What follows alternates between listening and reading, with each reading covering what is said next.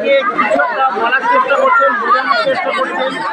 আমরা দেখতে পাচ্ছেন কিছু একটা বলার চেষ্টা করছেন, এখানে ছাত্রীদেরকে কিছু বলার চেষ্টা করছেন এই মুহূর্তে আপনারা দেখতে পাচ্ছেন।